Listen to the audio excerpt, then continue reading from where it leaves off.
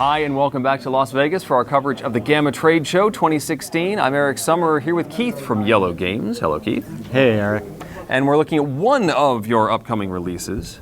This one is about a month out. Okay. And, we're averaging about 2 or 3 each month. So Wow. we just released a few this month, and we've got Sea of Clouds, Candy Chaser, and Kenjin coming out next month. But Sea of Clouds is going to be stellar. Okay. I mean, that's my prediction. You heard it here first. So tell us about Sea of Clouds. Sea of Clouds, you're air pirates. So Cool. not just any pirates, but you've got airships flying around. All right. Pillaging, looting, just like pirates do. Sure. And the ultimate goal is to collect the most money and victory points. Okay. And so you're going to have a basic scoring track here that's got the cute little ship meeple that marks your turn. You're each going to choose pirate. This is a game that's for 2 to 4 players. So I think we actually have it set on the 4-player version. So this one works for 2 to 3 players. You're going to load the deck here. If people are familiar with the Winston card drafting mechanic, that is used here. And I haven't really seen that used in board games before. It's usually used for collectible card game tournaments and that kind of stuff. Okay, So how does that drafting work? that drafting works. First person who's going is going to look at this card, decide whether they want it. If they don't want it, they put it back down but sweeten the pot by adding another one. And then they go on to the next one. And if they take it, that's good for them. They just replace it with another. If you can see here, you've got 4 different sides to your cards here. Yeah. The top one has a little icon of pirates, which is marked these cards with the red These are back. the different suits that we're looking at here. Right. And so these have your crew members for your ship.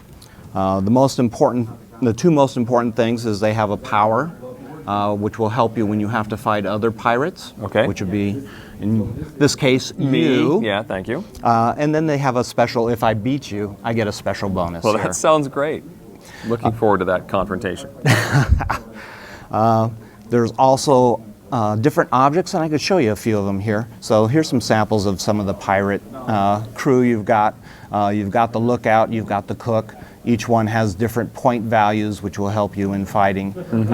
And of course, in usual IELLO style, the art is pretty spectacular. It is. It's really nice. So Miguel Coimbra is the artist for this. We really like his work. So if we're collecting the greenbacks, those are objects. So a number of different items that can help you in different ways, possibly even hurt you. So if you had the rusty sword, for instance, That this doesn't is seem going to like a make good you idea. weaker. Yeah. Going to make you a little weaker. There's also if it's a card like this, you get to keep it for the entire turn. If it's a card that's got this symbol on it, it's a one-time use. You take the action right then, and then it gets discarded. And then there's some that have a little question mark symbol. Those are going to go on the bottom of your thing and will affect your scoring at the end, usually for the positive, but what you collect is kind of up to you. Okay. Then you have the artifacts, and this is set collection. Gotcha. So the more you collect, the better you do. There's some that start off negative if you only have one, so then need a bunch. you're driven to collect more, and there's some that go up pretty high. So if you had Siren's Song and you were able to get 8, you'd get 43 points right there. And sounds that's probably like a plan. pretty much a game ender right there. Let's do it. And then the most important thing, I believe, The rum. for the game is rum. Yeah, if you're going to collect and you're a pirate, you want to collect rum. Yep. So remember, you can have rot gut. You know, you don't want to get that kind of rum. That No. doesn't get you any extra points at all. Gold rum, pretty good. You might have top shelf rum. So basically, just one top shelf rum is going to score you 1 point. But if you end up having the most top shelf rum that you've collected during the course of the game, each one's worth 3. So having a collection of that is good. So set collection and top shelf rum. Yeah. I have my game plan figured out. Yep, and then there is a rum card that is purely set collection. So imagine collecting 5 of your collector rum, scoring 25 points immediately there. Sounds so good. We're all good about drinking, so that's okay to say online, right? Okay. So during your game, you're going to be doing that choice, going through collecting. We're all going to go through that once each time we move through. Once we get to this position, you'll notice there's a special icon here. Yep. This is where we fight our neighboring pirates. Oh. So in a 4-player game, it'd be left and right. and that's where you add up your points from your crew members, fight against the other. For each one that you successfully beat, you're going to get the gain. In this case, I'd get some extra money for beating you. And you're taking that from me or from the bank? If it says gain, you get it from there. If it says steal, I take it from the player. So depending on what it is. You also notice we have There's a a very parrot. cute parrot. This is the tiebreaker. And this can be stolen and passed around during the course of the game. So at some point, it may be worthwhile if you see the game's getting close that you work on getting the parrot over It's to an you. affectionate parrot. There's a little heart. He's like, oh, You know, Oh, captains right. and their parrots. you bet.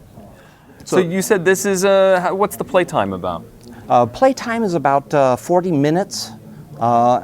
I think once you know it, I think it's actually a pretty quick game. I think we play it in a half hour once you get to that. But really, target range is 40 minutes, 2 to 4 players. We call it a Tenant Up, but I think the basics of the game are simple enough for a precocious 8-year-old to jump in and play it. And you said this is coming up in the next wave of games. Yeah, April 17th is our target date. Okay. I think we'll be pretty good. I think we will hit that date. We played it several times. We just got the production copies in. That's why we wanted to show you. Excellent. But we've played it a couple times already, and it's really a good game. Really a good game. Keith from IELLO Games, thank you very much, sir, for Thank you, hanging Eric. out with us. Oh, sure And thing. thank you for watching.